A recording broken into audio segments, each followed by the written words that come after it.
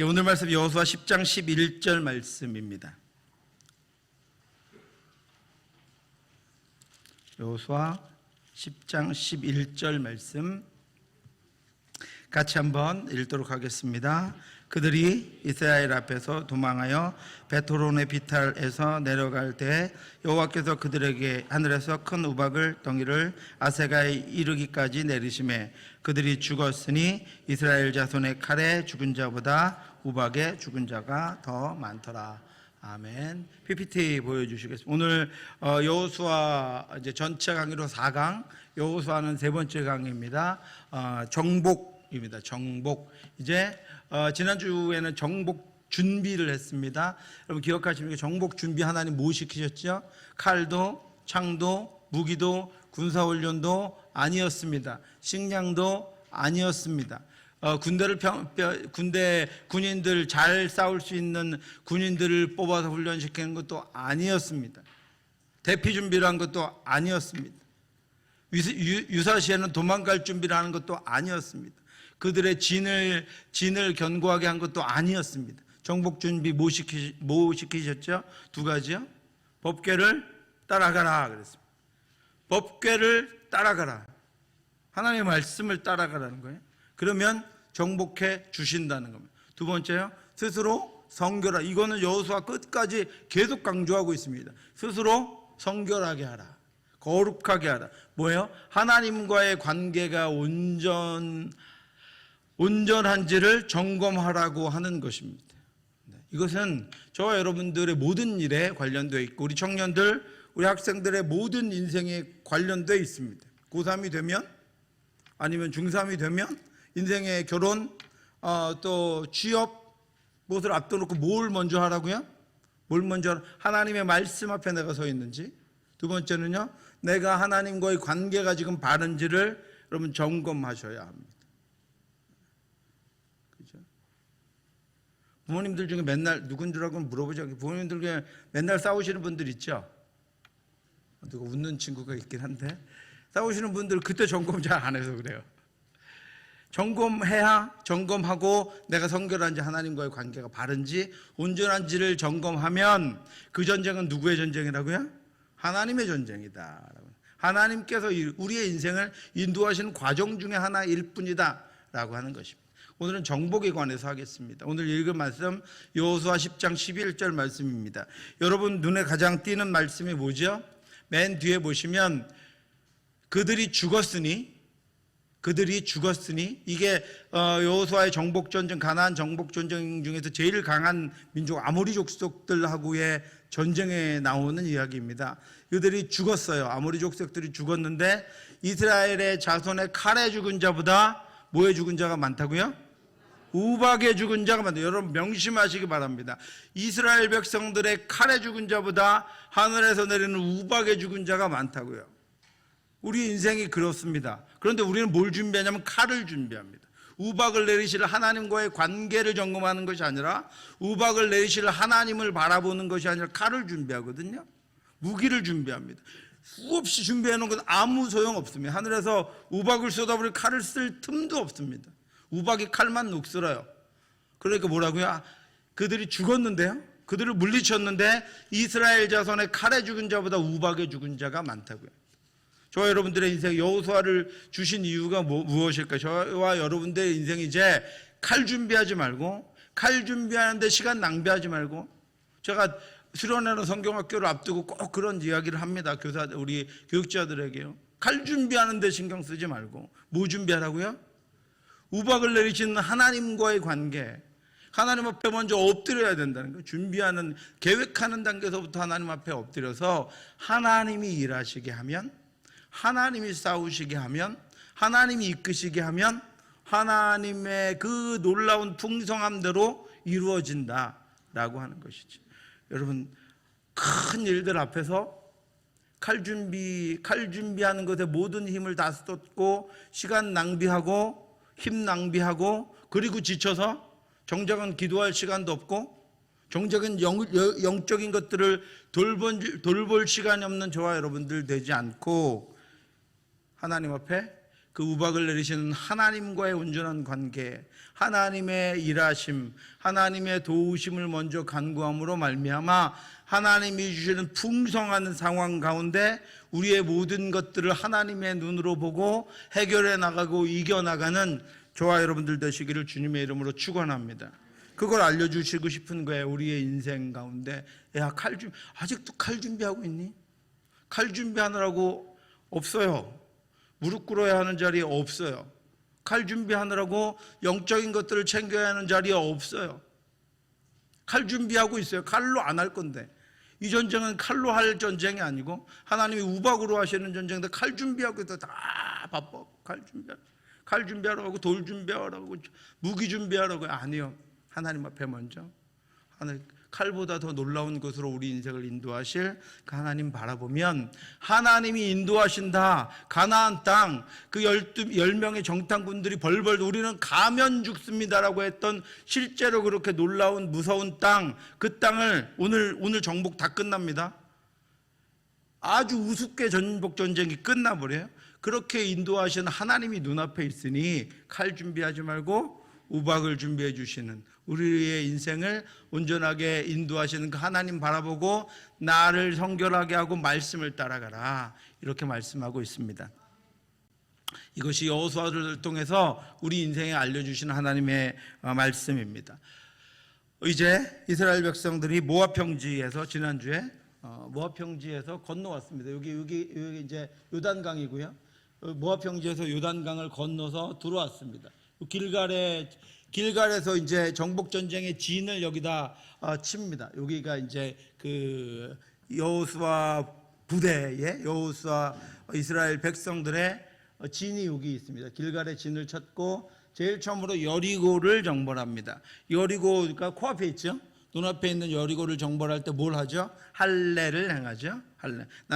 우리는 하나님의 백성입니다. 그런데 그 고백은 목숨을 내놓는 고백입니다. 왜냐하면 할례를 행하고 나서 남자들, 전쟁에 나가야 될 남자들이 움직일 수가 없기 때문에 그냥 얼마의 인원으로도 다 전멸될 수 있음에도 불구하고 하나님이 명하신 대로 이스라엘 백성들이 뭐 하는 거예요? 위험을 무릅쓰고 하나님만 바라보고 거기서 할례를 행하면서 우리는 하나님의 백성입니다. 우리는 하나님의 자녀입니다를 고백합니다. 그리고 나서 여리고를 정복합니다. 그리고 요 밑에 이제 아이성을 정복하고요. 그리고 나서 여기 세겜이라고 하는 에발산과 그리심산 사이에 있는 세겜이라고 하는 에발산과 그리심산에서 축복과 저주의 말씀을 선포합니다. 축복과 저주의 말씀을 선포하는 이유는 뭐죠? 하나님의 말씀을 따라가면 하나님의 복이 임할 것이고, 그렇지 못하면 하나님의 벌이 임하게 될 것이다 라고 하는 것을 분명하게 알게 하는 거예요. 그리고 나서 요 이제 여기 중부인데 여기가 사해바다가 시작되는 곳이니까 요 밑에 예루살렘이 있고요. 요 중부 지역, 기브온을 포함한 요 중부 지역을 점령합니다. 요 밑에 이제 남부 지역은 점령할 게 없어요. 남부 지역은 광야지대이기 때문에 그래서 요 중부 지역을 점령하고 올라가서 북부 지역을 점령하는 것이 가나안 정복전쟁 12장까지, 여호수아 12장까지 있는 정복전쟁의 이야기입니다. 요단강을 건너온 것을 지난주에 말씀드렸고, 길갈에서 진을 차리고 할례를 행하는 것을 지난주에 말씀드렸습니다. 그리고 여기 이제 길갈에서 진을 치고 12돌을 세웠죠. 자, 이제 오늘은 중앙가나안 정복이 6장부터 8장까지 여기 지금 들어가는 것이 중앙이거든요. 그래서 중앙가나안 정복에 관해서 이야기하는데, 이 중앙가나안 정복 6장에서 8장까지의 이야기는 여리고성 전투가 6장에 있고 7장, 8장에 아이성 전투가 있습니다. 이 두 가지 전쟁을 이야기합니다. 그래서 이 그 가나안이라고 하는 가나안 땅은요, 아까 말씀드렸듯이 북쪽에 하솔왕 야빈이라고 하는, 그때는 국가라는 게 있지 않았습니다. 여러분 지금의 이제 어느 나라를 생각하시면 안 되고, 그 적들이 다른 나라에서 쳐들어올 때 여기는 가나안은 부족으로 되어 있기 때문에 몇 개에 가까운 성읍들이 지원을 빨리 해줄 수 있고 도움을 줄 수 있는 성읍들이 연합합니다. 그러니까 자기들끼리의 연합단체를 가지고 있습니다. 제일 큰 나라를 중심으로. 그래도 적이 쳐들어오면 자기 나라와 같이 싸워주는 거예요. 그래서 이것들을 물리치고 다시 또 흩어져 살다가 또 이쪽을 쳐들어오면 자기 나라와 같이 이 연합 동맹체가 있었습니다. 그래서 북쪽에 하소랑, 야빈을 포함한 동맹체가 있었고, 이 중부 지역에 이제 또 이야기하는 요 아모리 족속이라고 하는 동맹체가 있었습니다. 요 이제 것을 정복하는 것을 그 정복해 들어가기 위해서 북쪽의 동맹체, 그 다음에 중남부의 동맹체 사이로 들어간 거예요. 요 둘이 연합하지 못하도록. 둘이 연합하면 어마어마한 힘이거든요. 그러니까 둘이 연합하지 못하도록 요단강을 건너서 바로 여리고성, 가장 강력했던 여리고성을 무너뜨리고 아이성을 이렇게 정복하고 나서 이 둘 사이를 이제 끊어 놓습니다. 그리고 나서 중남부 지역을 점령하고 북쪽으로 올라가서 북부 지역을 점령합니다. 이스라엘 백성들이 그 전쟁을 할 때 하나님이 준비시키시는 것이 6장에 있습니다. 여호수아가 이제 앞서서 이스라엘 백성들을 준비시킵니다. 그 전쟁 준비를 시키는 장면이 6장 1절부터 나오는데요. 여러분 잘 알고 계시지만 6장 2절을 보시면 6장 2절 한번 보시겠어요? 여호와께서 여호수아에게 이르시되 보라 내가 지금 이제 정복하러 들어가려고 준비하는 중에 이렇게 이야기합니다. 여호와께서 여호수아에게 말씀하시는 거예요. 보라 내가 여리고와 그 왕과 용사들을 내 손에 넘겨 어떻게 했다고요? 주었으니. 아직 안 들어갔어요. 그런데 하나님이 여호수아에게 야 내가 여리고와 그 왕과 그 안에 있는 용사들을 내 손에 넘겨 주었으니. 이미 주셨다는 거예요. 하나님이 결정하셨어요. 주셨다는 거예요. 그러니까 할 일이 뭐가 있냐면 너희는 3절에 너희 모든 군사는 그 성을 둘러 성 주위를 매일 한 번씩 돌되 엿새 동안을 그리하라 그랬습니다. 엿새 동안 이렇게 돌고요. 하루에 한 바퀴씩 엿새 동안 돌고 4절에 제사장 7은 7 양강나팔을 잡고 언약궤 앞에서 나아갈 것이요 7째 날에는 그 성을 7번 돌며 그 제사장들은 나팔을 불 것이며 제사장들이 양강나팔을 길게 불어 그 나팔 소리가 너희에게 들릴 때에는 백성들이 다 큰 소리로 외쳐 부를 것이다. 그리하면 그 성벽이 무너져 내리리니 백성은 각기 앞으로 올라갈지니라 하시매 그랬습니다. 자, 제사장 7이 양강나팔을 제가 양강나팔을 갖고 와갖고 안 갖고 올라왔는데요. 요셉 장로님 앞에 있죠. 산통 갖고 와봐. 지난번에 한번 보여드렸는데 이게 굉장히 힘들어요. 제가 그 이후로 여기 있어. 부르려고 하는 거 아니야. 김영남 장로님 부셨는데 웬만하면 못 붑니다. 이 양강나팔이 양의 뿔로 되어 있거든요. 그런데 이거는 이제 양강나팔 중에 여기 메이드 인 이스라엘입니다. 이스라엘 박물관에서 산 건데 양강나팔 중에 제일 작은 거고요. 이때 제사장들이 불었던 양강나팔은 이렇게 말려 있습니다. 이렇게 길게 말려. 무겁기도 하고 실제로 양 냄새가 그 냄새가 굉장히 많이 납니다. 그래서 제가 이거를 구입하고 큰 거를 구입을 안 했어요. 이 조금밖에 없어가지고. 그래서 이 양강나팔이거든요. 그런데 양의 뿔로 직접 만들어 있는데 부는 게 굉장히 쉽지 않습니다. 그런데 큰 양강나팔을 제사장 7이 들고 불면서 가는 거예요.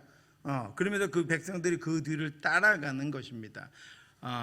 그래서 이 양강나팔을 이 이스라엘 군대의 신호, 그 군대의 신호는 뭐죠? 하나님의 임재, 하나님이 우리와 함께 하신다는 거예요. 그래서 양강나팔을 불었는데 저기 권사님 갖다 드려 이렇게 그 강의하는 동안 한 번씩 쭉 이렇게 돌려보시기 바랍니다. 필요하신 대로 쭉 한번 실제로 이렇게 만져보시고 보시면 좋겠어요. 뒤쪽으로 저 양강나팔을 붑니다. 그런데 이스라엘 백성도 실제로 한 게 없어요. 양강나팔 불고 뒤따라간 것밖에는 한 것이 없습니다. 저 양강나팔 쇼페르라고 하는 나팔인데요. 그 양강나팔을 불고, 근데 보십시오 여러분, 나팔을 부는 것 군사적인 행동입니까 아닙니까? 아니에요. 나팔 부는 사람 뒤따라가는 것 전쟁하는 겁니까 아닙니까? 아니에요. 비군사적인 행동만 하라고 해요. 싸우는 거 하지 말라 그러셨어요, 하나님이. 싸우면 누가 한다고요? 하나님이 하신다고요. 너에게 그 땅을 주었으니 그랬잖아요. 하나님이 주시는 거예요. 그래서 이 성의 승리는 전적으로 하나님의 승리였다라고 하는 것을 미리 하나님 알려주시는 거예요. 여러분, 나팔은 승리의 소식이죠. 승전의 소식입니다. 그러니까 그것들을, 그리고 6일 동안 매일 여리고성을 한 바퀴씩 돌고 7일에는 몇 바퀴 돌았다고요? 7바퀴 돌았다. 왜 한 바퀴 돌고 7바퀴 돌았는지는 모릅니다. 그죠? 하나님이 그렇게 그냥 하시는 거예요. 마지막 날 7바퀴를 돌게 하십니다. 자, 보십시오, 여러분. 전쟁을 하려면 전력이 있어야 되고, 전력.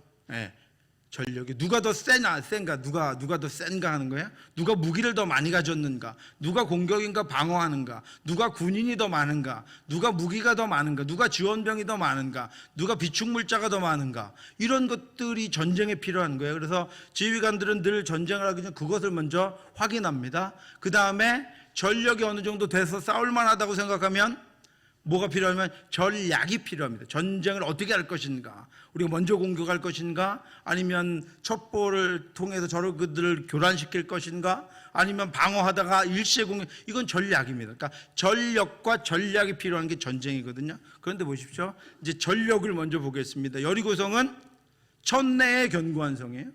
이스라엘 백성은 벌판에 있어요. 게임이 됩니까 안 됩니까? 안 돼요. 이스라엘 백성들은, 아니, 여리고성에 있는 군사들은 훈련된 군사예요.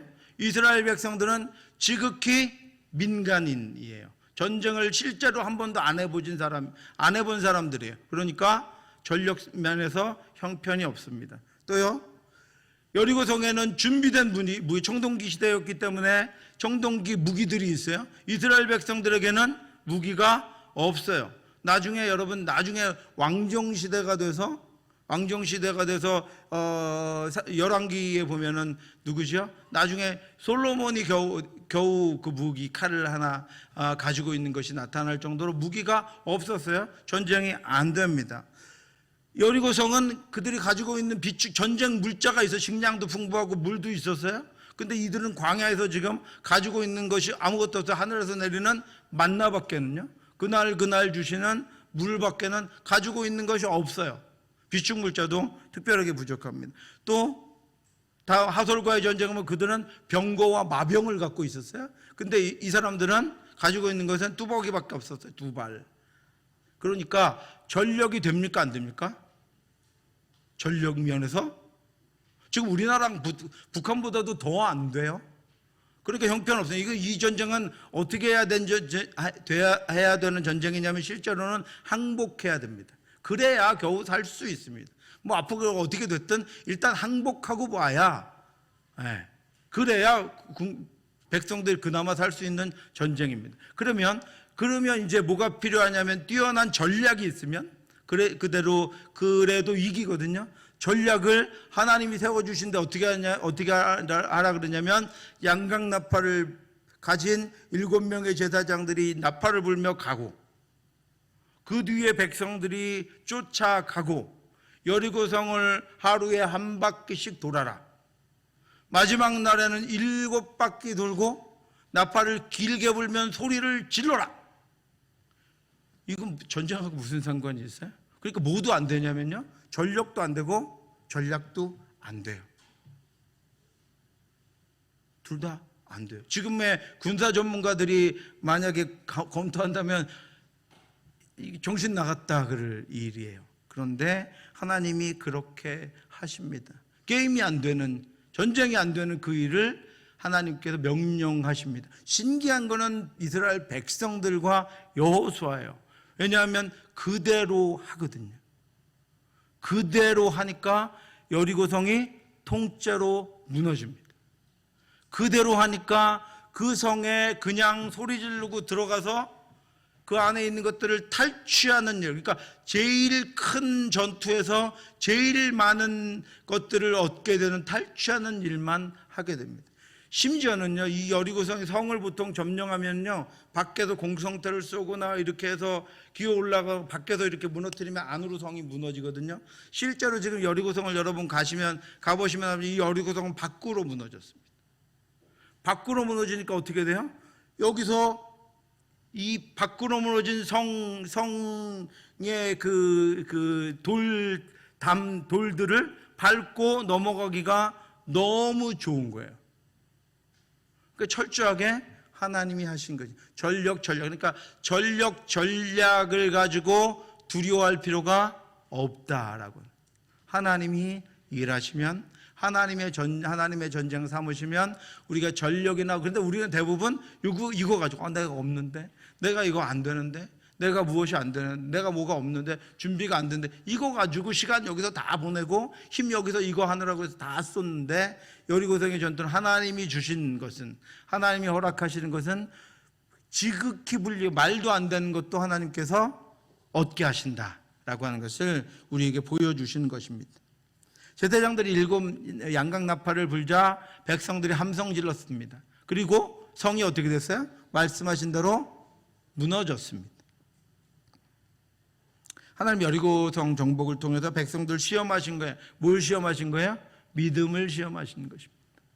여기 단체로 시험하셨는데요, 저와 여러분들 누구도 지금 시험하고 계시는지 모릅니다. 여리고성과 같은 그 앞에서 내가 너희 하나님 맞니? 나를 신뢰하는 건 맞니? 내가 해준다는 거 알고 있는 건 맞니? 이렇게 사람마다 다르지요. 어떤 사람은 처음부터 손듭니다. 그죠? 하나님 하십시오. 저는 못합니다. 어떤 사람은요, 좀 버텨보다가 손듭니다. 하나님 조금 해봤는데 안 될 거야. 하나님 하십시오. 어떤 사람은요, 끝까지 자기가 이렇게 하나님 막 손가락을 새끼 손가락부터 피실 거야. 이렇게 내가 할게. 야, 줘. 안 된다고. 이거 못한다고. 그러다가 겨우 이제 놓쳐가지고 하나님이 하시는 거예요. 어떤 사람은 끝까지 자기가 합니다. 끝까지 자기가 붙들고 있습니다. 그런 것들이 우리의 인생인데, 하나님께서 여리고성을 딱 처음 들어가는 성에서 여리고성을 무너뜨려 주신 것은 무엇이죠? 앞으로도 이렇게 될 것이다. 그래서 하나님이 무엇을 선포하시냐면, 야, 정복하게 될 건데 거기서 탈취한 모든 것들은 다 나에게 바쳐라, 이렇게 말씀하십니다. 하나도 너희가 취하면 안 되고 전부를 바쳐라. 이렇게 그 여리고성에서 취한 것들은 전부를 바쳐. 이것을 헤렘 전투라고 합니다. 첫 예물로 받으시는 거예요. 그리고 나머지는 이제 니네가 알아서 하라는 거죠.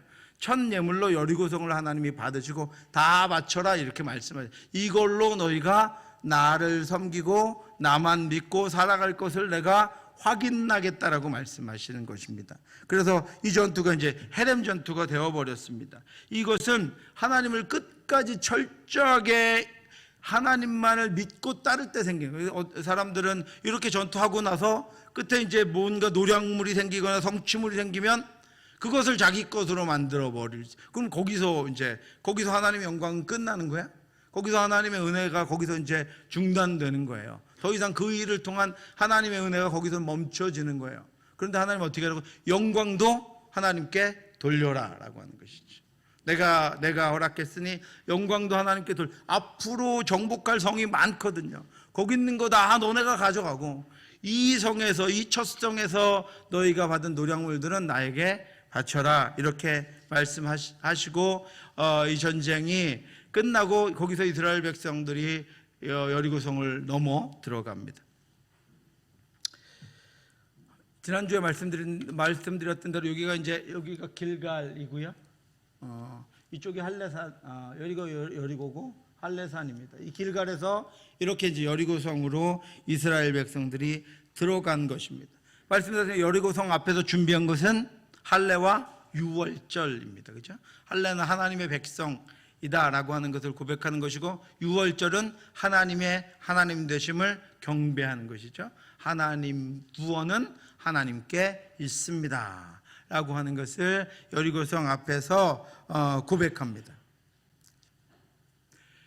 그리고 이제 이 여리고성을 점령합니다. 13절 말씀했지만 제사장 일곱 양강나팔을 붙잡고 궤 앞에서 계속 행진해서 나팔을 불고 무장한 자들은 그 앞에서 행진하고 후군은 궤를 따라서 이렇게 돕니다. 그러니까 이 여리고성을 장정만 50만, 그죠? 아이들까지 하면 200만이 길가에서 이렇게 도는 거예요. 이렇게 와서 이렇게 도는 겁니다. 한 바퀴 돌고 들어갑니다. 그러니까 이 줄이 너무 길기 때문에 어떻게 했어요? 여기서 나와서 돌고 있는 동안 이렇게 들어가면 여기서 계속 나오고 있는 거야. 그러니까 이스라엘 백성들 각자는 한 바퀴 돌았는데 여리고성 안에서 볼 때는 뭐예요? 계속 돌고 있어요. 하루 종일. 하루 종일. 여러분 얼마나 무서워. 그러지 않아도 간담이 녹았다 그랬잖아요. 하나님 왜 이 방법을 쓰셨을까는 모르겠는데 간담이 녹아 있는데 이 사람들이 여러분 뭐 공격 앞으로 그러면 막 이제 싸워보자 이렇게 되는데 이거 아무것도 안 하고 아무 말도 안 하고 계속 돌고 있어요. 애들도 돌고 얼굴을 이렇게 멀리서 보니까 비웃는 것 같기도 하고 뭔가가 있는 것 같기도 하고, 그렇죠? 원래 이런 사람 더 무섭잖아요, 그죠? 그러니까 계속 마음이 녹아버리는 거야. 이제 마음이 여기 녹아버리는 거야. 그러니까 마지막 날 어떻게 했어요? 마지막 날 우와 소리 지르니까 어떻게 됐어요? 덜컥 이제 죽었구나. 아마 다 조사해보진 않지만 많은 사람이 심장마비로 죽었을 것 같아요. 그 안에서. 그렇게 하나님께서 이스라엘 백성들을 인도하셨습니다. 여기 이렇게 돌아서 그렇게 그 여리고성을 점령하게 하셨고, 그 22절과 23절을 보면 그때 여호수아가 잊지 않고 두 정탐꾼을 보내서 라합과 라합의 가족들을 구원하게 합니다. 라합은 믿음으로 하나님의 하나님 되심을 믿고 그들과 하나님이 함께 하신다는 사실을 믿음으로 말미암아 온전히 가족들까지 다 구원받게 되는 은혜가 라합에게 임합니다.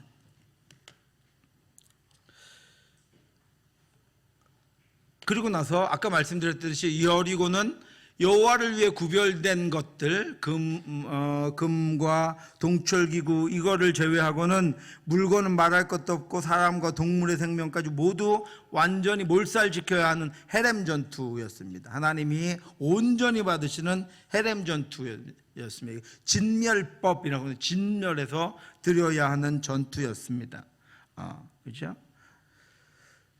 그래서 1번 보시면 여리고성은 가나안 사람들이 저지른 회복 불가능할 정도의 배교와 도덕적 타락의 상징이었다. 그러면 가나안 사람들, 여리고성 사람들은 억울하게 이스라엘 백성들 때문에 죽었느냐? 그렇지 않고 그들은 그들의 죄 때문에 죽게 되었다라고 하는 것입니다. 그 안에는 나중에 그 여리고성 안에서 발견된 유물들이 그 전시 그 박물관에 전시되어 있는데 수많은 장녀들, 장기들, 그다음에 음란한 것들, 또 그 여러 가지 신들, 특히 여리고는 이제 달을 신을 섬기는 땅이었는데 그것들이 그 안에 그 안에서 출토됐어요. 그러니까 얼마나 음란한 도시였고 얼마나 우상 숭배가 심한 도시였는지를 알 수 있는 유물들이 발견됐거든요.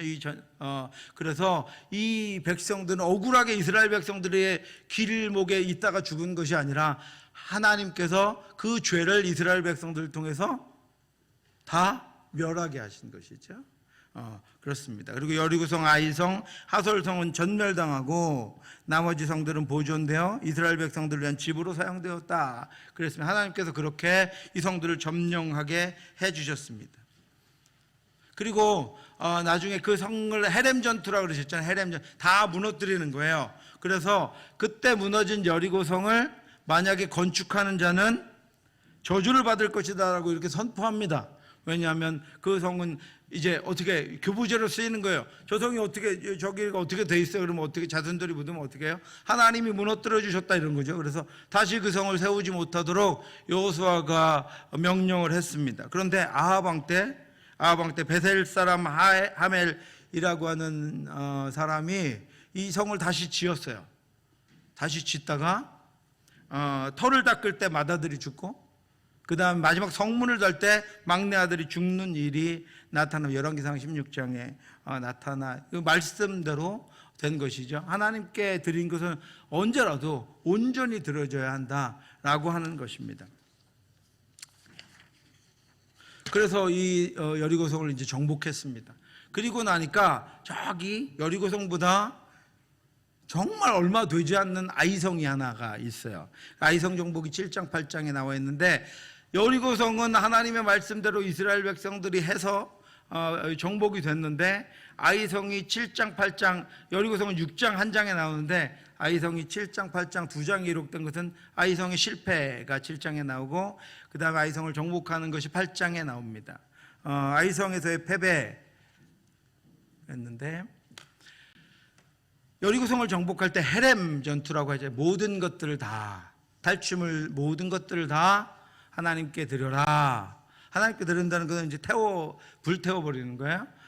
이렇게 했는데, 한 사람, 유다 지파 세라 족속 삽디에 가면 아간이 여호와께 드려야 할 예물을 감추었습니다. 그러니까 아무도 몰랐어요. 근데 여호수아도 모르고 아무도 그 사실을 알지 못했습니다. 그런데 여리고성을 이제 아이성을 점령하기 위해서 여호수아가 이렇게 보니까 아이성이 되게 조그매요. 정탐꾼을 보냅니다. 정탐꾼이 갔다 와서 하는 이야기가 다 올라갈 필요 없습니다. 우리 그냥 다 여기 그냥 이렇게 있고 3,000명 몇 명만 올라가서 가면 충분히 정복할 수 있습니다. 아이성은 그렇게 보고를 합니다. 그래서 3,000명을 올려보냅니다.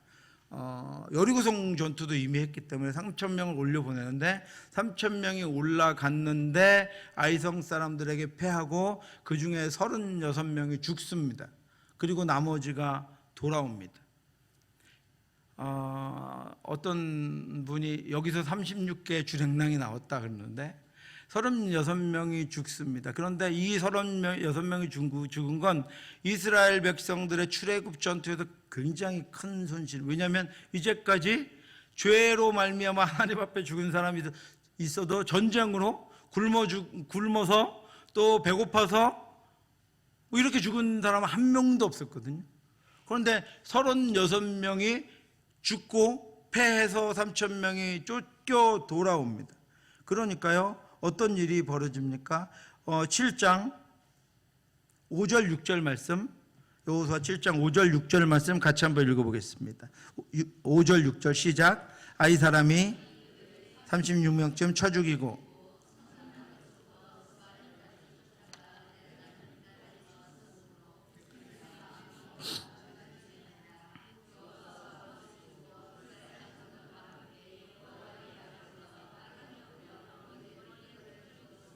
저물도록 있다가 36명이 쫓겨 도망가니까 이스라엘 백성들이 어떻게 됐냐면 5절 끝에 백성의 마음이 녹아 물같이 됐다.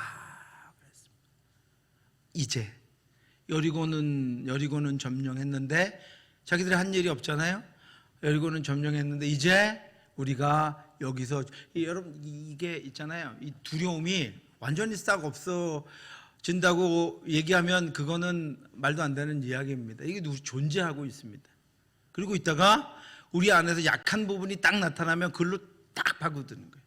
그래서 극대화되는 거예요. 지난주에 말씀드린 극대화될 뿐 아니라 어떻게 하죠?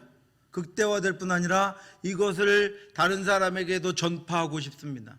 그리고 온통 다 두려움으로 전파돼. 내가 특별한 겁쟁이는 아니구나. 내가 특별히 믿음 없는 사람은 아니구나라는 게 그런 생각을 가질 수 있기 때문에 다른 사람들을 다 두려움에 빠뜨려 버립니다.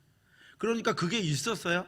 이스라엘 백성들에게 여리고성에서 신나고 그 하나님의 일하심을 보며 영광을 하나님께 돌리고 경배했는데 아이성에서 36명이 죽습니다. 그러니까 마음이 물같이 녹아버립니다. 그죠? 왜 그랬습니까, 여러분? 한 명이 200만 분의 1, 전체로 치면 200만 명 중에 한 명이 하나님의 말씀대로 하지 않습니다. 남자들로 치면 50만 명 중에 한 명이 하나님의 말씀대로 하지 않습니다. 근데 누구는 아시죠? 하나님은 아십니다. 그 50만 명 중에 한 명의 죄악, 200만 명 중에 한 명의 죄악은 우리가 볼 때 우리는 아무것도 아니라고 생각할 수 있습니다. 하나님의 영광을 위해서 나아갈 때, 하나님이 어떤 특별한 사명을 우리에게 주셔서 그 길로 나아갈 때요, 우리 교회 뭐 우리 아이들까지 350명 중에 1, 우리 목장에 우리 10명 중에 1. 놀라운 영향력을 미칩니다. 하나님께서 200만 명 중에 1명의 하나님 말씀하셨고, 그 중에 200만 명 중에 1명의 죄를 하나님이 그냥 넘어가지 않으셨어요. 50만 명 중에 1명의 죄를 그냥 넘어가지 않으셨어요. 그 일로 말미암아 이스라엘 온 백성의 마음이 녹아버렸습니다. 그래서 여호수아가 옷을 찢고, 여호수아 모르니까 하나님이 슬프도소이다. 하나님 도대체 무슨 일입니까? 왜 내가 저 이스라엘 백성들이 왜 그랬냐 그러면 내가 도대체 무슨 말을 해줍니까? 하나님 앞에 그렇게 이야기합니다. 그러니까 하나님이 이렇게 이야기하세요. 10절에 여호와께서 여호수아에게 이르시되 일어나라, 어찌하여 이렇게 엎드렸느냐. 야, 왜 엎드려 있어? 이렇게 말씀하시는 거예요. 그래서 여호수아가 하나님께 이야기하니까 너희의 죄가 있다. 11절에 이스라엘이 범죄하여 내가 그들에게 명령한 나의 언약을 어겼으며 또한 그들이 온전히 바친 물건을 가져가고 도둑질하며 속이고 그것을 그들의 물건들 가운데 두었느니라. 우리 안에 하나님이 주신 하나님의 말씀하신 대로 온전치 못함이 있을 때 우리 안에 부어지던 하나님의 은혜가 중단됩니다, 여러분. 우리가 하나님의 뜻대로 그것을 온전케 하기 전에는 하나님의 이끄심대로 온전하게 나아갈 수가 없습니다. 그거 멈추는 거예요. 거기서 하나님께서 우리를 깨끗하게 하시고 다시 온전하게 하시는 것들을 경험하고 나야 그 다음에 또 나아갈 수가 있습니다. 하나님께서 그거를 여호수아에게 얘기해 주세요. 너희 중에 내 명령을 지키지 않은 사람이 있다. 그래서 16절부터 제비 뽑습니다.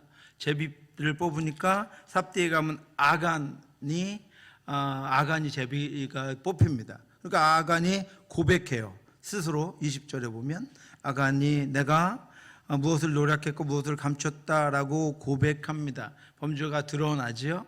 그래서 그 아간과 아간의 가족과 아간의 물건들까지 다 어떻게 하죠? 다 24절 보시면 여호수아가 이스라엘 모든 사람과 더불어 세라의 아들 아간을 잡고 그 은과 그 외투와 그 금덩이와 그의 아들들과 그의 딸들과 그의 소들과 그의 나라들과 그의 나귀들과 그의 양들과 그의 장막과 그에게 속한 모든 것을 이끌고 아골 골짜기로 가서 여호수아가 이르되 내가 어찌하여 우리를 괴롭게 하였느냐. 여호와께서 오늘 너를 괴롭게 하시리라니 온 이스라엘이 듣고 온 이스라엘이 그를 돌로 치고 물건들도 돌로 치고 불사르고 그 위에 돌 무더기를 크게 쌓았더니 오늘까지 있더라. 여호와께서 그의 맹렬한 진노를 그치시니 그러므로 그곳 이름을 오늘까지 아골골짜기라 부르니라. 그래서 아골골짜기가 생겼습니다. 죄의 무덤이라고 탐욕의 무덤이라고 하는 아골골짜기. 그것을 정하게 이스라엘 백성들이 어떻게 했습니까, 여러분? 그 죽음을 무릅쓰고 할례를 행했잖아요. 그죠? 그랬는데 하나님의 명령을 말씀을 한 사람, 그 헤렘 전투에서 특별히 한 사람이 어긴 거예요. 하나님 그걸 그냥 넘어가지 않으십니다. 그 죄를 제거하고 나니까 하나님께서 8장부터 아이성을 비로소 점령하게 하시는 것이다 라고 하는 것입니다. 스펄전 목사님이 이런 이야기를 했습니다. 놀라운 교회, 놀랍게 부흥하는 또 시대를 살아가며 스펄전 목사님이 하나님 저에게 100% 헌신하는 사람 10명만 주십시오. 내가 세상을 뒤집어 놓을 수 있습니다. 이렇게 이야기했습니다. 하나님 저에게 99% 헌신하는 사람은 단 한 명도 필요 없. 그런 이들은 1000명이 있을지라도 100% 헌신하는 사람 10명만 못합니다. 왜 그랬냐면 99% 헌신하는 사람은 1% 헌신 안 된 그 부분을 사탄이 틈타고 들어갑니다. 그 1%를 통해서 사탄이 그 사람뿐만 아니라 그 공동체를 무너뜨려 버리는 것입니다.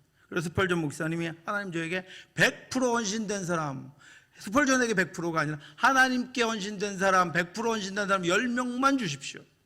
이렇게 늘 기도했습니다. 우리 공동체도 또 저와 여러분들의 삶도 하나님 앞에 온전히 헌신되는 그런 삶이 될 수 있기를 주님의 이름으로 축원합니다. 하나님이 하시는 일에, 그래서 우리가 늘 어떤 일들에 더 앞으로 나아가지 못하고 정지되어 있기도 하고 힘들고 고난의 어려움, 내가 만들어낸 어려움, 이 아간과 같이 내가 만들어낸 어려움, 고통, 그런 것들을 겪게 되는 것입니다. 그럼에도 불구하고 하나님 우리를 사랑하셔서 거기도 고쳐서 우리를 다시 쓰시고 거기도 회복시켜서 우리를 다시 쓰시지만 내가 그만큼 하나님의 풍성한 은혜, 그것들을 온전히 맛보지 못하고, 물론 거기도 그렇게 무너진 온전치 못한 나를 들어쓰시는 풍성한 은혜가, 더 큰 풍성한 은혜가 있습니다. 그럼에도 불구하고 공동체는 그것 때문에 시련과 어려움과 괴로움을 겪게 된다라고 하는 것입니다. 이렇게 해서 아이성을 그리고 나서 점령합니다. 아이성을 점령하고 나서 승리의 결과 이스라엘이 하나님을 이제 아이성 전투까지 마치고 이제 중부 그 중남부와 북부 사이를 점령하고 나서 하나님을 예배합니다. 에발산에 단을 쌓고 하나님께 예배드리고요. 또 언약을 갱신합니다. 아까 말씀드렸던 그리심산과 에발산에 가서 이스라엘 백성들이 반반씩 나누어 서서 여기서는 축복을 선포하고 여기서는 저주를 선포해서 하나님을 따르는 대로 인도해 주시겠다 하는 것들을 깨닫게, 스스로 체험을 통해서 깨닫게 하는 일을 하는 것입니다. 이렇게 건너와서요, 여리고성 전투를 마치고 여전히 진은 길갈에 있습니다. 여리고성 전투를 마치고 내려가서 아이성 전투를 마치고 아이성을 정복하고 나서, 그리고 나서 그 다음에 올라가서 여기 세겜이라고 하는 그리심산과 에발산에 서서 축복과 저주를 선포하면서 하나님과의 언약을 다시 갱신합니다. 우리가 하나님의 복받는 삶을 살겠습니다. 우리가 하나님 복받는 민족이 되겠습니다 라고 하는 것을 다시 선포합니다. 그리고 나서 이제 남쪽으로, 이렇게 이제 남쪽으로 중남부죠, 중부라고 봐야 하는데, 우리 그 이스라엘 백성들의 지도를 보면 중부에 이 기브온 족속, 여기 이제 예루살렘이 있고 베들레헴이 있습니다. 여기 기브온 족속, 또 이쪽에 아모리 족속, 제일 강한 민족이었거든요. 예루살렘으로 중심으로 한 아모리 족속이 제일 강한 민족이었는데 이쪽을 정복하는 것이 그 다음 전투입니다. 그래서 이제 아이성 전투가 어떻게 진행됐냐면, 그 다음에 이제 그렇게 36명이 죽고 패하고 나서 이 아간의 죄를 멸합니다. 그리고 나서 이제 이 아이성을 점령하러 들어갑니다. 여기서 여리고성에서 3만 명의 군사들을 뽑아가지고 미리 여기 베델과 아이 사이에 이렇게 매복을 숨겨둡니다. 거기다 숨겨두고 여호수아가 이제 여기가 그 아이성입니다. 아이성터인데요.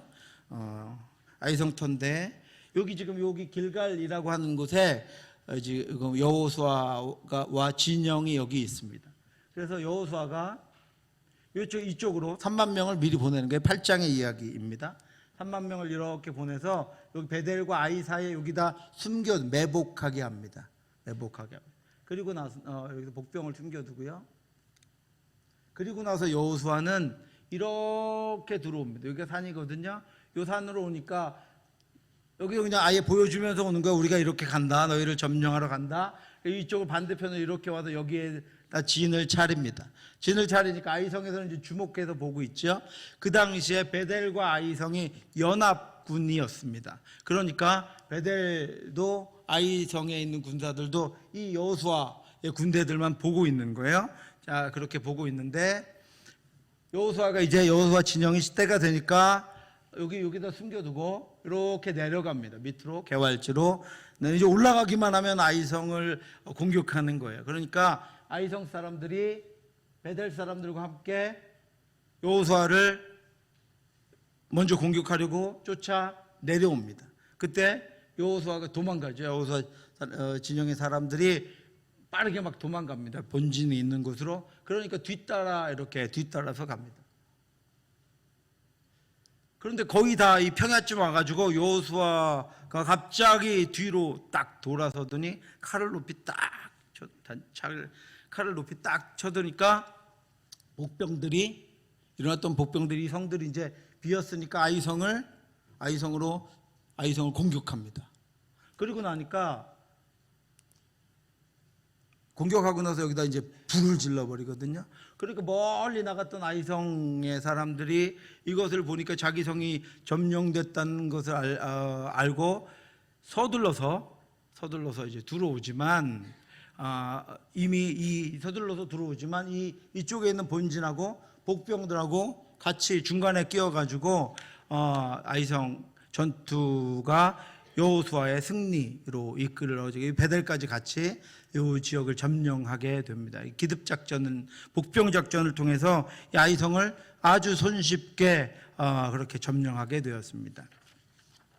이때 여호수아가 그 본진에서 아이 주민을 진멸하게 26절을 보시면 8장 아이 주민들을 진멸하여 바치기까지 여호수아가 단창을 잡아든 손을 거두지 아니하고 그랬습니다. 여호수아가 여기 지금 창이 없는데 손에 창을 든 손을 거두지 않습니다. 언제까지요?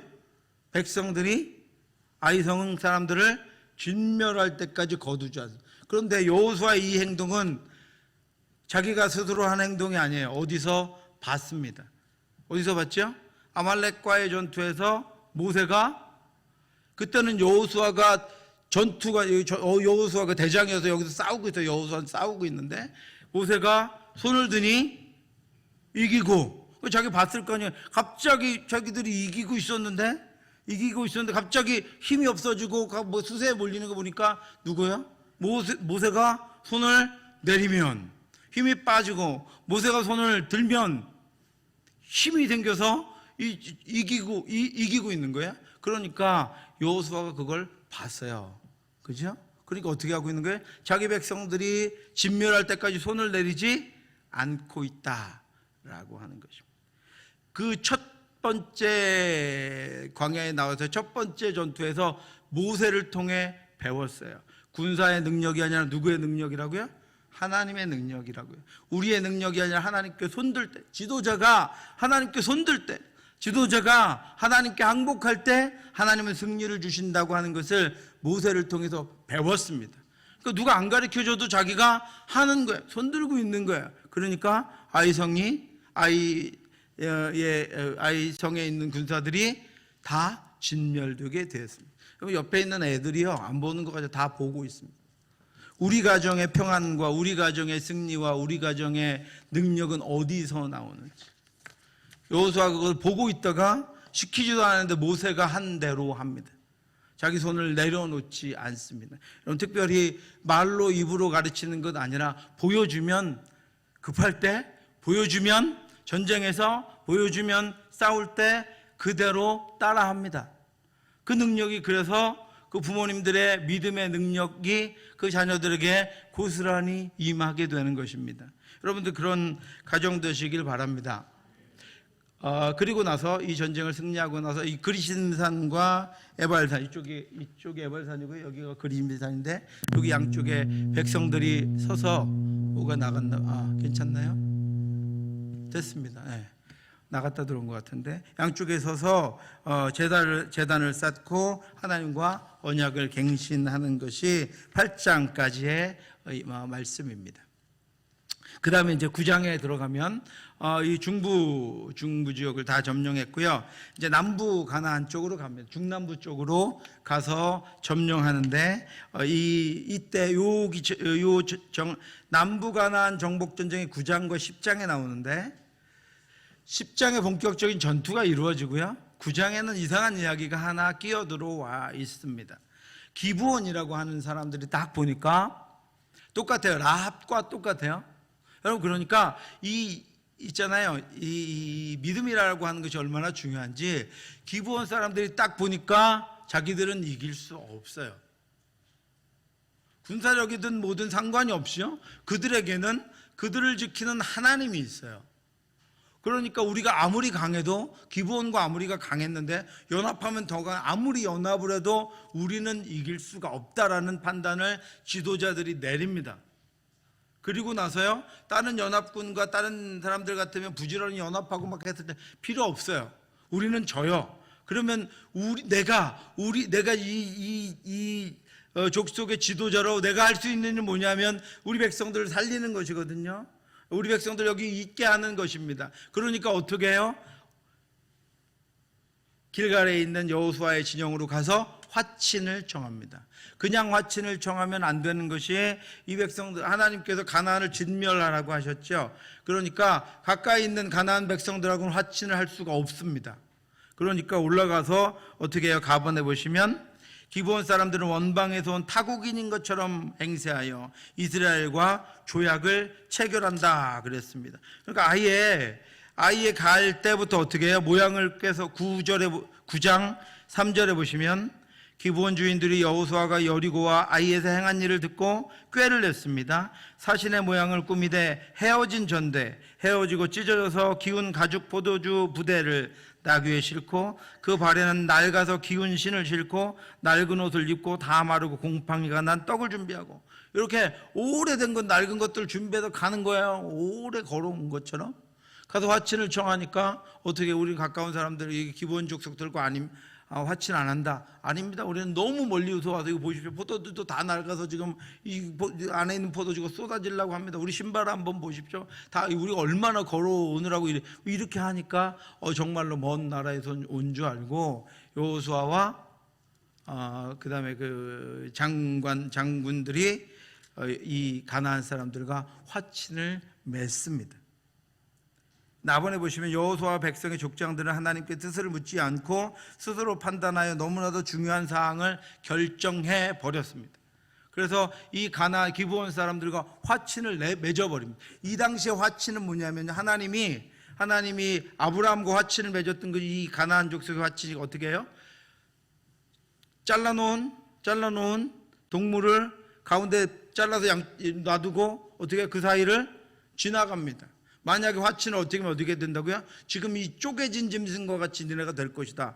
그때는 그러면 한쪽에서 이걸 어기면요, 주변에 있는 연합한 사람들이 다 몰려들어서 같이 여기를 멸망시켜 버리는, 이게 부족한 화친이었습니다. 그러니까 그렇게 화친을 맺어 버렸습니다. 하나님은 다 멸하라고 하셨는데 화친을 맺어서 이스라엘과 형제가 되어 버립니다. 그렇죠? 그런데 이 일이 기브온 사람들에게는 구원의 길이 됩니다. 비록 나중에 보시면 그 여호수아가 알았어요. 그래서 저주하면서 어떻게 이럴 수 있느냐, 막 이렇게 하나님 멸하라고 하신 희위 족속이었거든요. 그러니까 그런데 화친을 맺었기 때문에 어떻게 해요? 하나님의 이름으로 맹세. 18장 18절 19절 20절 지금 9장 19절 20절에 하나님의 이름으로 맹세했기 때문에 화친을 깰 수가 없습니다. 그래서 그들을 물깃는 자와 나무 패는 종으로 삼습니다. 어떻게 하신 거예요, 여러분? 하나님의 이름으로 맹세한 언약의 유효성을 말씀해 주고 있는 거예요. 비록 속여서 죽을 수가 없어서 어떻게 살아보려고 하나님의 백성으로 들어갔지만 그 구원을 하나님이 어떻게 하신 거예요? 유효하게 하신 거예요. 그들을 지켜주신다라고 하는 것입니다. 하나님의 은혜의 언약이 어디서도 어긋나지 않도록 하나님이 인도해 주신다라고, 받아주신다라고 하는 거예요. 저와 여러분들이 하나님의, 그럼에도 불구하고 저와 여러분들 하나님의 자녀, 우리는 예수 그리스도를 통해서 온전한 구원의 문에 들어갔습니다. 이 기브온 족속도 살게 하셨는데, 기브온 족속도 구원에, 그래서 멸하지 않고 존재하게 하셨는데, 저와 여러분들을 하나님께서 구원하신 대로 온전하게 늘 인도하실 것입니다. 여러분, 그런 믿음이 있으십니까? 나를 구원하신 하나님, 나를 하나님의 뜻대로 구원하시고 여기 있게 하셨다는 게 여러분 믿으시죠? 그대로 우리 아이들도 그렇게 인도하십니다. 나를 인도하신 나를 하나님께 여기까지 인도하셨다는 거 믿으시죠? 우리 자녀들도 그렇게 인도하실 것입니다. 여러분, 우리 아이들에 대해서 그 믿음을 갖고 계시면 돼요. 아이들도 지금 내 눈에 보이는 거 말고요, 나도 그렇게 인도하신 하나님이 이것이 믿음이에요.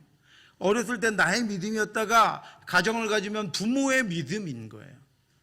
오늘 꽃다발 받으신 분들 다 부모의 믿음 가지시기 바랍니다. 애들 예산으로 샀다고 제가 분명히 말씀드렸어요. 그러니까 부모의 믿음으로 우리 자녀들 그렇게 믿음 가운데 키우시면 좋겠습니다. 이렇게 해서 이제 중부 전쟁을 마칩니다. 그리고 나니까 이제 어떤 일이 일어나냐면 이 기브온 족속은 그렇게 해서 구원을 받게 됐어요. 그런데 예루살렘을 근거로 한 아모리 족속이 이제 큰일 났어요. 기브온 족속이 배신해 버렸거든요. 그리고 여호수아 편에, 이스라엘 백성 편에 들어가 버렸습니다. 그러니까 이제 아모리 족속이 문제가 생긴 거예요. 그래서 아모리 사람들이 예루살렘을 근거지로 하고 있었거든요. 기브온을 공격합니다. 왜냐하면 그 이스라엘 백성들을 쳐야 하는데 거기는 너무 크고, 그 다음에 자기들이 치러 올라가면 요 뒤에 있던 기브온 족속들이 자기들을 공격할 수 있잖아요. 그러니까 기브온을 먼저 공격합니다. 그러니까 기브온 사람들이 속여서 화친을 정하긴 했지만 이제는 누가 자기들과 같은 편이에요? 이스라엘 백성들이 같은 편이에요. 그러니까 거기다가 그 사신을 보내서 이 아모리 사람들이 우리를 치려고 합니다. 도와주십시오 하고 사신을 보냅니다.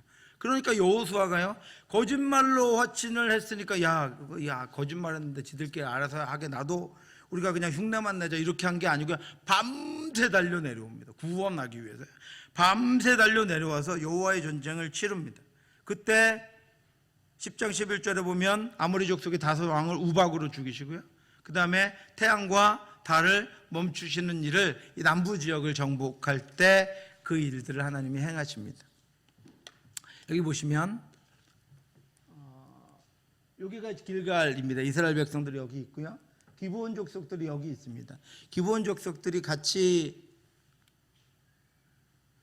기브온 족속들이 여기 요 지역에서 노란 표시란 그 마을 그 성읍들과 연합을 맺어서 같이 있었는데 길갈에 있는 여호수아에게 가서 화친을 정해서 같이 연합하게 되죠. 그러니까 요 예루살렘을 근거지라고 있던 아모리 족속이 예루살렘, 아므롯, 라기스, 에글론, 헤브론 요 다섯 성과 함께 언약을 맺습니다. 그래서 그들이 함께 연합합니다. 연합해서 기브온을 치려고 이들이 함께 연합을 합니다. 이 다섯 성의 왕들이 연합해서 이제 기브온을 공격합니다. 이렇게 예루살렘에 모였다가 기브온을 점령하러 들어갑니다. 그러니까 여호수아가 밤새 내려와서 기브온을 구합니다. 그러니까 이 사람들이 거기 베토론이라고 하는 곳으로 연합군이 도망가고 쫓아갑니다. 그리고 나니까 자기들의 본진이 있는 곳까지 도망가는데 그곳이 바로 막게다굴이라고 하는 곳으로 도망갑니다. 그래서 이 전투를 통해서 요 중부에 있었던 아모리 족속까지를 다 막게다굴 굴 안으로 왕들이 도망가 보니 다섯 왕이 도망가서 들어가니까 굴 입구를 지키고 있다가 그들을 멸하고 한 부족을 점령하는 장면이 10장에 기록되어 있습니다. 그래서 요 이제 그 밑에는 광야지대고 요 남부를 다 점령을 하는 거예요. 여기가 기브온이라고 하는 곳입니다. 기브온이라고 하는 땅인데 요 기브온을 이렇게 위에서 보시면 여기가 기브온인데 이렇게 아모리 족속이 공격해서 이제 들어옵니다. 공격해서 연합을 해가지고 기브온을 공격하러 오는데 여호수아가 밤새 달려와서 반대쪽으로 밤새 달려와서, 그러니까 전혀 아모리 족속은 예상을 못한 거예요. 밤새 그렇게 빨리 올 줄은.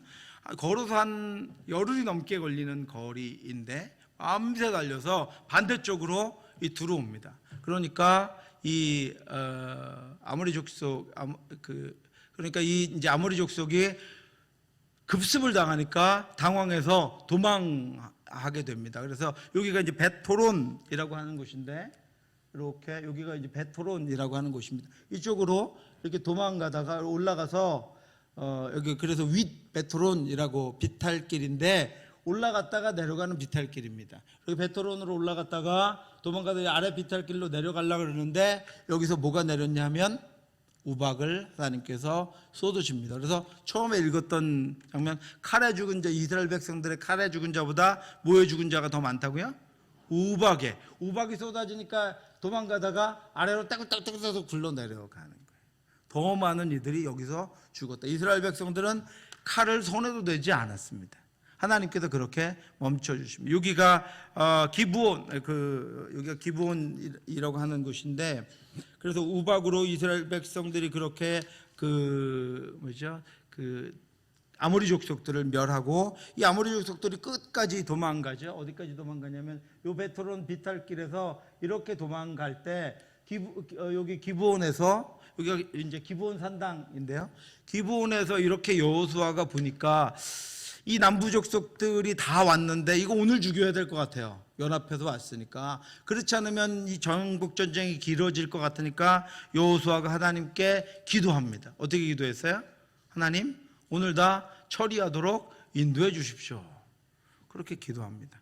그러니까 하나님께서 어떻게 해주셨습니까? 10장 12절, 여호와께서 아모리 사람들을 이스라엘 자손에게 넘겨주시던 날에 여호수아가 여호와께 아뢰어 이스라엘의 목전에서 이르되, 태양아 너는 기브온 위에 머무르라, 달아 너도 야알론 골짜기에서 그리할지어다 하매 어떻게 됐습니까? 그대로 됐습니다. 그래서 이스라엘 백성들을 베토론에서 이스라엘 백성들이 쫓아가고 있는데, 달은 야알론에 머물렀고 해는 기브온에 머물렀습니다. 이게 이제 기브온 산당에서, 여기 해 보이시나요? 해? 안 보이세요? 저만 보이나요? 이렇게 이렇게 머물렀는데, 여기 지금 나비 사무엘, 나중에 사무엘의 뼈를 여기다 묻습니다. 그것이 기브온 산당인데, 지금은 이 기브온 산당이 지하는 유대인들이 쓰고요, 요 가운데 1층은 저기 이슬람이 씁니다. 기독교는 없어요. 나중에 여기 3층에다가 누가 교회를 개척하면 좋을 것 같은데, 이 기브온 산당에서 기도합니다. 그래서 나중에 태양이 머물고 달이 머물러서 아모리 족속을 멸할 때까지 머무르게 된다라고 하는 그 일들을 하나님께서 이루어 주시는 것이 바로 이 기브온 산당이라고 하는 것입니다. 이 기브온 산당이 나중에, 이때 지금 여호수아가 기도해서 이 기브온 산당에서 태양과 달이 머물렀고요, 나중에 기브온 산당에서 무엇을 하죠? 기브온 산당에서 기도하는 사람이 한 명 나타납니다. 누구죠? 솔로몬입니다. 아직 성전이 있기 전에 기브온 산당에서 일천번제를 드립니다. 그리고 놀라운 일들을 감당. 기도에 이게 탑이 쌓이는 거예요. 이것이 기브온 산당이고요. 라기스라고 하는 땅인데, 이 땅이 유대인들의 병거성이 있는, 좀 이렇게 높게 보이죠. 평평하면서 높게 보이는데, 이곳에 이제 병거들, 군사들을 두고 예루살렘을 지키는 일들을 했는데, 이 라기스까지 점령, 그래서 남부 지역을 점령하는 일이 10장까지 마칩니다. 마지막으로 이제 북부, 그래서 이제 북쪽에만 이제 군사들이 있어서 북부를 정복하러 가는 것이 11장의 이야기입니다. 이때는 하소랑 야빈이라고 하는 가나안 동맹국들이 있었는데, 하소랑 야빈이 유명한 것은 뭐냐면 그들에게는 철병거가 있었습니다. 말이 끊는 병거. 여러분, 그냥 보병들하고 말 끄는, 오늘날 탱크가 있는 것과 마찬가지로 보병하고 기갑부대가 싸우는 거예요. 그러니까 이 하소랑 야빈의 강점은 뭐냐면 철병거가 있었습니다. 그 동맹국과 마지막 정복전쟁을 하는 것이 11장의 이야기입니다. 그래서 그리고 나서 정복이 마치고 나서 16절부터 12장 24절까지는 이 가나안 정복을 요약하는 게 나오고요, 그 다음에 또 정복한 왕들에 대해서 이야기하는 것이 12장에 기록되어 있습니다. 그러면 이제 정복전이 북쪽인데요, 긴네렛이라고 하는 것이, 퀴즈 한번 낼까요? 여러분 졸리우시니까. 긴네렛 무슨 옷일까요? 손 들고. 긴네렛 무슨 옷일까요? 긴네렛은 이름이 4개가 있습니다. 사해바다 위에 있는 건데요, 우리 잘 아는 무슨 옷일까요? 창공이래 자꾸 창공이 찬송이가 맞추긴 했는데 손을 안 들었어요. 목사님 선물을 줄까 말까 생각해보고 자, 긴네렛이라고 하는 것이 긴네렛은 하프라는 겁니다. 그러니까 하프처럼 생겨가지고 긴네렛이라고 하는 이름이고요. 그 다음에 원래 이름은 갈릴리 호수입니다. 바다같이 크죠? 갈릴리 바다라고 그래서 성경에도 부르는데, 긴네렛이 신약에 오면 게네사렛, 여러분 들어보셨죠? 게네사렛이라고 바뀌어서 게네사렛 호수라고 합니다. 또 여기에 도시가 하나 생겼는데 티베라, 로마 시대 디베라 바다라고 해서 디베라 호수. 그래서 이 갈릴리 호수는 이름이 4개입니다. 성경에 긴네렛, 갈릴리, 게네사렛, 디베랴라고 하는, 그러니까 다 똑같은 대로 아시면 돼요. 이 4개가 나오면 적어도 우리 구미동부교회 성도님들은 이거 아시면 돼요. 다른 사람들 헷갈릴 거거든요. 어디에 또 호수가 있나 뭐 이럴 텐데 이 4개가 같은 이름입니다. 이 긴네렛 호수 쪽 근방에 있었던 것들이 이제 북부 지역의 사람들입니다. 이렇게. 그런데 요 지금 네모가 이렇게 위에서 내려오는 거 보이시죠? 요 큰 도시들이 이렇게 있었는데, 그 대장이 뭐냐면 하솔이라고 하는 야비랑 하솔이라고 하는 사람, 그 왕입니다. 이 하솔이 딱 보니까 이제는 남부도 점령했어요. 이제는 점령할 만한 데가 북부밖에 없어요. 그래서 사람들을 모읍니다. 자, 어디까지 뭐 이렇게 사람들을 모읍니다. 뭐 밑에 있는 악삽, 돌, 그게 그 이름들이요 11장의 1절 2절에 나옵니다. 1절 보시면 하솔왕 야빈이 이 소식을 듣고 마돈왕 요밥과, 마돈이 어디 있어요? 마돈 여기 있죠? 마돈왕 요밥과 시므론 왕과, 시므론이 여기 있고요. 악삽 왕과, 1절에 악삽 왕과, 악삽이 여기 있고요. 2절에 보시면 및 북쪽 산지와 긴네롯, 남쪽 아라바와 평지와 서쪽 돌의 높은 곳, 돌이 여기 있죠. 요 이제 연합한 부족들이 이제 모입니다. 어디로 모이냐면 하솔이 있는 곳으로 이렇게. 그 다음에 이쪽에 있었던 아라바 부족, 그 다음에 이쪽에 있었던 시돈 부족, 이쪽에 있었던 헤르몬산 쪽에 있었던 미스바 땅에 있는 이들까지 다 자기가 있는 하솔로 모읍니다. 그리고 나서 이들을 다 데리고 어디로 가냐면 메론 물가라고, 그 평지에요. 쫙 자기 워낙 병거는 산에서 못 싸우죠. 아까 병거가 있었다 그래요. 병거는 산을 타고 싸울 수가 없습니다. 그러니까 그 넓은 평지로, 메론 물가에 넓은 평지로 모으는 거. 자기들은 군사가 너무 많아서 산속에 어디에 있을 수가 없으니까 쫙 그냥 전면전 한 번에 그냥 몰살시키려고 메론 물가에 딱 진을 치고 기다립니다. 그런데 아까 말씀드린 여호수아는 기습작전 하기를 좋아해요.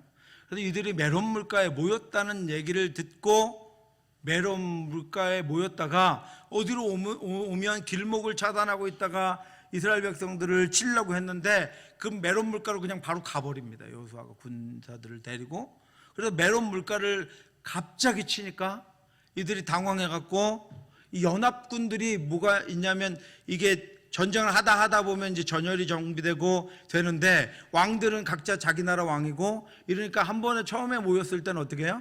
좀 이렇게 삐걱삐걱 거리거든요. 그런데 거기를 그냥 쳐버리니까, 아직 이 전열도 정비되기 전에 여기를 쳐버리니까 이들이 도망가기에 바빠서 도망가 버립니다. 그것을 쫓아가가지고 그들을 진멸하는 것이 메론 물가의 전투. 굉장히 허무하게 끝나죠. 그런데 허무하게 끝나는 이유가 있습니다. 여기가 하솔이라고 하는 땅인데 천의 요새입니다. 여기가 해안가라고 하는 큰 길이 있어서 누구나, 이게 상인들은 통과하는 거는 그것들 우리 세금 받아가지고 이렇게 지내는 것이 하솔이라고 하는 도시인데, 여기에는 이런 이게 하솔왕이고요. 하솔 야빈왕. 그 다음에 이런 주상들을 섬겼고, 이런 것들이 이제 우물이 있고, 그 다음에 이때 전쟁에 불에 탄 흔적들이 발견된 곳이 하솔이라고 하는 곳입니다. 하솔에서 그 뭐죠?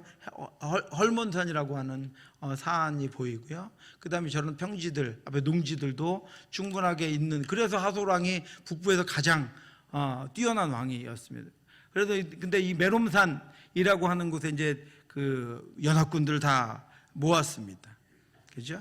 4절 11장 4절 보시면 11장 4절 우리 같이 한번 읽어볼까요? 11장 4절 5절입니다. 시작. 그들이 그 모든 군대를 거느리고 나왔으니 백성이 많아 해변에 수많은 모래 같고 말과 병거도 심히 많았으며 이 왕들이 모두 모여 나와서 이스라엘과 싸우려고 메론 물가에 함께 진쳤더라. 아멘. 많았다. 거기다가 강했다. 병거를 가지고 있었어요. 기동력이 있었습니다. 메론 물가에 딱 진을 치고 있습니다. 그런데 진을 치고 저렇게 병거를 가지고 저기서 많았어요. 그런데 어떻게 했다고요? 급습했다고요. 왜 너무 쉽게 이겼는지 여러분, 금방 읽은 4절이 그 비결을 말해주고 있습니다. 많았어요. 그런데 급습하니까 정신이 없었어요. 정신이 없고 혼란스러울 때 많으면 불리한가요, 유리한가요? 유리합니다. 막 정신없이 군인들이 도대체 뭐야 소리 지르고 막 도망가고 우당탕탕 거리고 뭐가 쓰러지고 막 난리가 나니까 이스라엘에는 어떤 말들도 있습니다. 얘네는 더 정신없는 애들이죠. 막 이 소리에 민감한 말들이 그 소리를 막 우왕좌왕하고 시끄러운 소리를 들으니까 어떻게 해요? 얘네들도 살려고 병거를 끌고 막 사방으로 서로 막 다른 방향으로 도망가기 시작합니다. 그러니까 어떻게 된 거예요? 거기가 그냥 아수라장이 되어버린 거예요. 어떻게 말들이 뛰니까 통제할 수도 없습니다. 도망가는 사람 도망가는 대로 바쁘고, 말에 깔려 죽는 사람 바쁘고, 병거는 넘어지고, 말들은 뛰고, 많은 것이 이기게 하는 것이냐, 여러분? 많이 가지려고 하고, 우리는 많이 취하려고 하고, 많이 모으려고 하는데, 많은 것이 이 하소랑 야빈의 연합군이 오히려 기습한 이 여호수아의 군대에게 멸망하는 결과가 되었다라고 하는 것입니다. 많은 것 때문에 패배하게 되었다라고 하는 것입니다. 많은 것 때문에 지게 되었다라고 하는 것입니다. 마지막으로 15절 같이 한번 2분 남았기 때문에 15절 우리 같이 한번 읽겠습니다. 시작. 여호와께서 그의 종 모세에게 명령하신 것을 모세는 여호수아에게 명령하였고 여호수아는 그대로 행하여 여호와께서 모세에게 명령하신 모든 것을 하나도 행하지 아니한 것이 없더라. 아멘. 그래서 전쟁이랄 것도 없는 것 같은 그 전쟁, 실제로는요 이스라엘이 도저히 이길 수 없는 전쟁을 승리하고 중부, 남부, 북부를 다 점령합니다. 그 10명의 정탐꾼이 그렇게 안 될 것 같다고 전문가들이 봤던 전쟁을 승리하고 이제 13장부터는 가나안 땅을 나누어 줍니다. 왜요? 왕들이라고 하는 부족들의 군사들, 지도자들이라고 하는 이들은 다 멸망당했고 이제 소수의 사람들 그냥 그 주민들 정도만 남아 있었기 때문입니다. 공식적으로 그 땅을 이제 이스라엘 백성들이 나눠 갔습니다. 이 전쟁들을 통해서 하나님 우리에게 들려주신 말씀은 무엇입니까, 여러분? 하나님의 전쟁은 하나님이 원하시고 기뻐하시는 대로 해야 한다라고 하는 것입니다. 우리에게 온전치 못한 것들은 먼저 치유하고 치료하고 회복하고 제거하고 가야 한다라고 하는 것입니다. 많은 것은 많다고 자랑하는 것이 오히려 우리들을 멈춰서게 하고 패하게 하고 우리를 실패하게 하는 것들이 될 수도 있다라고 하는 것입니다. 오직 하나님만 바라보고 하나님만 붙잡고 여호수아가 하나님의 말씀대로 행하지 않은 것이 하나도 없었던 것처럼 저와 여러분들이 하나님의 말씀대로 행함으로 말미암아 가나안 땅을 정복한 것처럼 우리의 인생을 하나님 앞에 올려드리고 하나님이 주신 것들을 충만하게 누리는 저와 여러분들 될 수 있기를 주님의 이름으로 축원합니다. 기도하겠습니다.